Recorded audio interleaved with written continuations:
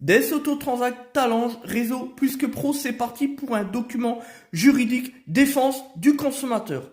Alors il y a 2 jours, effectivement, une dame nous a contacté vers 18h pour nous demander de l'aide dans un dossier de frais de gardiennage abusif exécuté, réclamé en tout cas par un garagiste sans scrupules dans la Savoie, dans le 04 près de Chamonix. On réclame donc à la cliente 5 000 € de frais de gardiennage pour un véhicule qui n'en valait plus 1000. Et ce alors qu'aucun travaux n'ait été exécuté après l'expertise, parce qu'il y a eu une expertise pour vice caché suite à l'achat d'un véhicule. La cliente évidemment n'est pas d'accord avec tout cela, et elle a bien raison. On va tout expliquer, notamment les cas de jurisprudence, et les 2 points les plus essentiels en moins d'une minute, c'est pas évident, c'est pour ça d'ailleurs qu'on met la vitesse grand V en accéléré. Alors le premier point, c'est le point de départ justement des frais de gardiennage. Comment ça marche? Le garagiste peu scrupuleux réclame les frais de gardiennage depuis le départ, c'est-à-dire au moment où la cliente a confié le véhicule par dépannage d'ailleurs, puisqu'il était en panne. Et ça, c'est illégal. Puisqu'en réalité, le point de départ des frais de gardiennage, c'est lorsque le garagiste va contacter la cliente pour lui demander de venir récupérer son véhicule à la fin des travaux. Mais dans cette affaire, le pire, c'est qu'il n'y a pas eu d'exécution de travaux. Donc, il n'y a aucun frais de gardiennage qui n'est dû de la part de la cliente à l'endroit de son garagiste. Le deuxième point prévu par la jurisprudence, le plus important, c'est effectivement qu'il doit exister un contrat d'entreprise en plus de la preuve du contrat de dépôt. C'est-à-dire la signature par conclusion d'un ordre de réparation, d'un devis, etc. Sinon, les frais de gardiennage ne sont pas dus. Et puis, il y a aussi le devoir